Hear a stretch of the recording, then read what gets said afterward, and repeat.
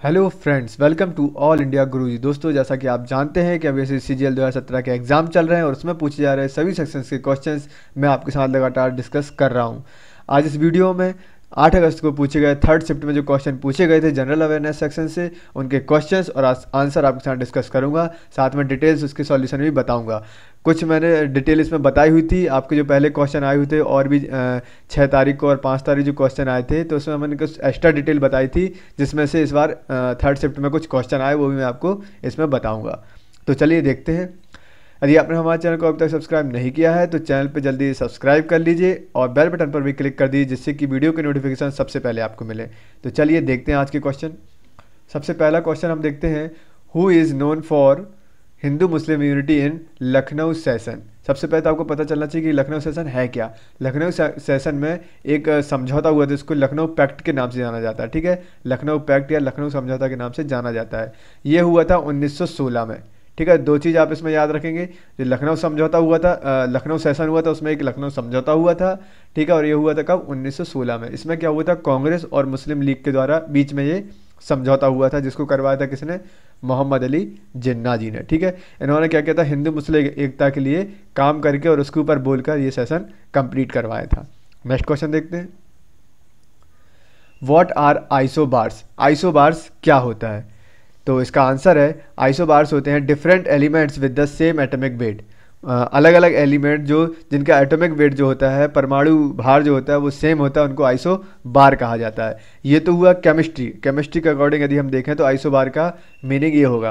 क्योंकि अब question answer क्या दिया हुआ था एग्जाम में ये तो मुझे नहीं पता, तो मैं दोनों का मतलब बता देता हूँ। इसको केमिस्ट्री में यदि देखा जाए तो इसका मतलब होगा कि ये अलग अलग एलिमेंट का जो सेम एटॉमिक वेट होता है उसको आइसोबार बोला जाता है। यदि हम आइसोबार ज्योग्राफी के अकॉर्डिंग देखें तो ज्योग्राफी के अकॉर्डिंग आइसोबार का मतलब होता है समदाब को दर्शाने वाली रेखाएं। मतलब कि वायु की जो समान स्थितियां होती हैं अलग अलग क्षेत्र में, वायु की समान स्थितियों को दर्शाने वाली रेखाओं को क्या बोला जाता है? आइसोबार। राइट, तो आपको दोनों चीज़ों को याद रखना है। सबसे पहला ये कि केमिस्ट्री में इसको इस टाइप से बोला जाता है और ज्योग्राफी में बोला जाता है समदाब वाले समदाब को दर्शाने वाली रेखाएं या वायु की समान स्थिति को दर्शाने वाली रेखाओं को आइसोबार बोला जाता है। राइट, आपको मुझे एक आंसर देना है, आप उसको सर्च कीजिए या कहीं से पता कीजिए, या आपको पता हो तो आप मुझे आंसर दें कि आइसो हाइट क्या होता है।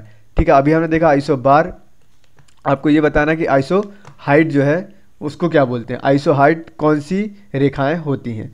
तो आपको इसका आंसर मुझे कहाँ पर देना है? कमेंट सेक्शन में। ठीक है, आइसो हाइट। नेक्स्ट क्वेश्चन देखते हैं, C plus plus is a. C plus plus क्या है? तो सी प्लस प्लस क्या है? वो ये है programming language. Right, next question देखते हैं, सी प्लस प्लस से बहुत सारे प्रोग्राम बनाए जाते हैं जो कि कंप्यूटर पर वर्क करते हैं। नेक्स्ट क्वेश्चन है, in which part of a body villi exist. जो बॉडी किस पार्ट में विली पाई जाती है? तो ये पाई जाती है स्मॉल इंटेस्टाइन में। ये मैंने अपने साइंस के लेक्चर में बताया हुआ है। नेक्स्ट क्वेश्चन देखते हैं, which living organism is segmented from head to tail. इसमें यह पूछा गया है कि ऐसा कौन सा जीव जंतु है जो कि जो हेड से लेके टेल मतलब कि सर से लेके पूंछ तक सेगमेंटेड होता है, मतलब पार्ट में डिवाइड होता है। तो ये क्या होता है? एनिलिडा। ओके, एनिलिडे का आप डायग्राम देखेंगे, चित्र देखेंगे तो आपको पता चला वो सेगमेंटेड होता है हेड से लेके टेल तक। नेक्स्ट क्वेश्चन देखते हैं, from which country India has taken the process of election of president. हमने इंडिया ने किस कंट्री से, किस देश से राष्ट्रपति के चुनाव की प्रक्रिया ली है ना, कि किस प्रोसेस से राष्ट्रपति को चुना जाता है? तो ये हमने ली है आयरलैंड से। राइट, और जो राष्ट्रपति का पद होता है वो हमने लिया है अमेरिका से। राइट, जो पद होता है मतलब कि प्रेसिडेंट का एक पद होगा, ये हमने अमेरिका से लिया है, लेकिन इसका जो इलेक्शन कैसे होगा ये हमने देखा है कहाँ से? आयरलैंड से। ठीक है, आपको बताना है कि हमने उपराष्ट्रपति का पद कहाँ से लिए हैं और संसदीय प्रणाली हमने कहाँ से ली हुई है। इसका आंसर आप मुझे कमेंट सेक्शन में जरूर करें। नेक्स्ट क्वेश्चन देखते हैं, discoverer of malaria causing germs. ठीक है ना, जम्प्स के कारण जो मलेरिया होता है उसकी डिस्कवरी या उसकी खोज किसने की थी? तो इसकी खोज की थी चार्ल्स लुइस अल्फोंसो लेवरन ने। राइट, थोड़ा सा लंबा नाम है, आप इसको शॉर्ट में भी चाहें तो याद कर लें, जिस तरीके से कर चाहें कर लें। आपको याद होना चाहिए कि लेवरन याद कर सकते हैं सिंपल, तो आपको ये याद रहेगा कि चार्ल्स लुइस अल्फोंसो लेवरन ने। राइट, नेक्स्ट क्वेश्चन देखते हैं, in which year Kyoto protocol came into force. तो ये आया था कब? 1997। क्योटो प्रोटोकॉल जो है वो लागू हुआ था 1997 में। 1992 में इसको पास किया गया था इस बिल को, 1997 से ये लागू हो गया था, राइट। और जो क्योटो शहर है वो कहाँ पर है? जापान में। तो ये भी आप याद रखें कि क्योटो शहर कहाँ पर है, वो है जापान में, राइट। नेक्स्ट क्वेश्चन देखते हैं। और आपको ये बताना है मुझे कमेंट सेक्शन में कि क्योटो प्रोटोकॉल जो है वो किस लिए हुई थी, ये किस लिए लागू किया गया था, तो आपको मुझे बताना, जिससे आपको याद रहेगा। अब यहाँ पूछा गया है synapse is the gap between. Synapse जो है वो किन किन के बीच में गैप करता है, ठीक है ना, किस किस गैप के बीच को सिनेप्स बोला जाता है। तो मैं आपको बताऊँ सिनेप्स क्या होता है, एक समझ लीजिए हम इसको गुणसूत्र बोल सकते हैं, राइट। तो ये क्या करता है? न्यूरॉन्स के बीच में जो है गैप क्रिएट करता है। ये क्या करता है? दो न्यूरॉन्स के बीच में जो है जैसे एक न्यूरॉन जो है, मान लीजिए दो न्यूरॉन दिए गए हैं, दो न्यूरॉन है शरीर में, बॉडी में हमारी। तो एक न्यूरॉन यदि कोई सिग्नल पास करता है, जैसे या केमिकल सिग्नल हो गया या कोई भी सिग्नल पास करता है, तो उसको क्या होता है? सबसे पहले सिनेप्स से परमिशन लेना है, मतलब सिनेप्स ही परमिट करता है कि ये न्यूरॉन दूसरे न्यूरॉन को ये सिग्नल पास करेगा या नहीं। तो आप सिंपल याद रखनी कि synapse is gap between neurons, right. Next question देखते हैं।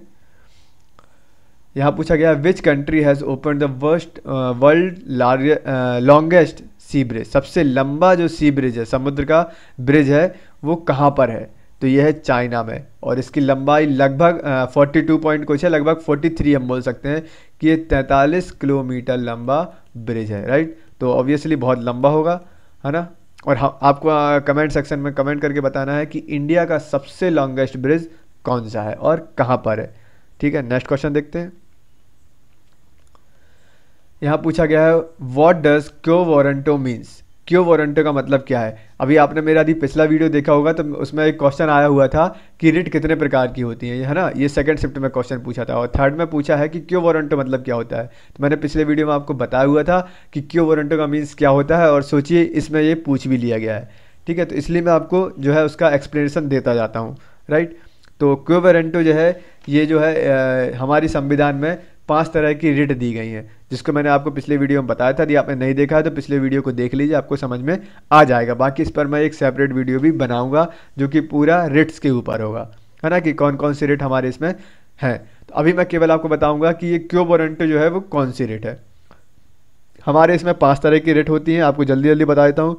बंदी प्रत्यक्षीकरण मतलब हैबियस कॉर्पस, दूसरी है परमादेश मतलब मैंडमस, तीसरी है प्रतिषेध लेख, ठीक है, तीसरी है प्रतिषेध लेख मतलब कि प्रोहिबिशन, चौथी है उत्प्रेषण मतलब कि सर्टियोररी, और जो पांचवी है वो है क्यो वारंटो मतलब कि अधिकार प्रच्छालेख। और अधिकार प्रच्छालेख में क्या होता है वो मैं आपको बता देता हूँ। A writ requiring a person to show by what warrant and office is held. इसको सिंपली लैंग्वेज में आपको समझाता हूँ कि जब कोई व्यक्ति ऐसे पदाधिकारी के रूप में काम करने लगता है जिसके रूप में काम करने का उसे वैधानिक रूप से कोई अधिकार नहीं है, तो जो हमारा जो न्यायालय है वो अधिकार परीक्षा के आदेश के द्वारा उस व्यक्ति से पूछता है कि वह किस अधिकार से कार्य कर रहा है, और जब तक वह इस बात का संतोषजनक उत्तर नहीं दे देता वह कार्य नहीं कर सकता, राइट। आपको समझ में आ गया होगा, नहीं आया हो तो आप दोबारा इसको रिवाइंड करके सुन सकते हैं, ओके। तो 5 तरह की रिट होती हैं, और रिट जो है हमारे संविधान में आर्टिकल 32 में इनका उल्लेख किया गया है। तो आपको ये 3 चीज़ें याद रखनी है कि 5 तरह की रिट होती हैं, आर्टिकल 32 में इसका उल्लेख किया गया है, और अधिकार प्रच्छालेख क्यो वारंटो जो रेट है उसका मतलब क्या है, ओके। नेक्स्ट क्वेश्चन हम देख लेते हैं। India recently celebrated 25 years of diplomatic relations with which country. India ने अभी जो है 25 साल की 25 साल सेलिब्रेट किए हैं डिप्लोमेटिक रिलेशन विथ किस मतलब डिप्लोमेटिक रिलेशन किस कंट्री के साथ है, उसके 25 साल हो गए उस कंट्री के साथ डिप्लोमेटिक रिलेशन में। तो वो कंट्री है हमारी इजराइल, है ना। और इजराइल के साथ अभी प्रधानमंत्री मोदी रिसेंटली गए थे, वहाँ एक बच्चे से भी मिले थे जिसके माता पिता यहाँ पर जो था अभी आतंकवादी हमला हुआ था बॉम्बे में उसमें ख़त्म हो गए थे, ठीक है। तो उसके बच्चे से भी मिले थे, आपको शायद याद होगा। तो इजराइल के साथ हमारे 25 साल की रिलेशन जो है वो कंप्लीट हो गई है, उसको सेलिब्रेट किया गया वहाँ पर। और दूसरी चीज़ आपको इंपॉर्टेंट जो है वो बता दूँ कि इजराइल की जो राजधानी है वो है जेरूसलम, ठीक है ना, जेरूसलम आपको याद रख सकते हैं इसको। तो अभी हम नेक्स्ट क्वेश्चन देखते हैं। नोबेल प्राइज़ इन लिटरेचर 2016 का साहित्य का जो नोबेल प्राइज़ है वो किसको दिया गया था। अब मैंने पिछले वाले वीडियो में आपको बताया था कि नोबेल प्राइज़ जो है वो किसके नाम पर देना चालू हुए थे, वो हुए थे अल्फ्रेड नोबेल, जिन्होंने अपनी वसीयत पूरी दान कर दी थी कि आप इस तरह के जो अवार्ड हैं वो देना चालू करें। उन्होंने क्या किया था कि अपने जितने भी उनकी वसीयत थी, पैसे थे, सब दान कर दिए थे, राइट। तो इसमें पूछा गया कि 2016 का लिटरेचर का जो है नोबेल किसको मिला है, तो वो मिला है बॉब डिलन को, ठीक है। ये एक सॉन्ग राइटर हैं अमेरिका के, राइट, ये सॉन्ग लिखते हैं वगैरह, तो ये बहुत ज़्यादा फेमस है वहाँ पर, तो इनको मिला गया है लिटरेचर का अवार्ड। आपको ये बताना है कि इंडिया में अभी तक किस किस को लिटरेचर का अवार्ड मिल चुका है या किसको सिंगल पर्सन ही है उनको मिला है और किस लिए मिला है, कौन सी उन्होंने जो कृति लिखी थी उस पर मिला है, तो आपको मुझे कमेंट सेक्शन में बताना है।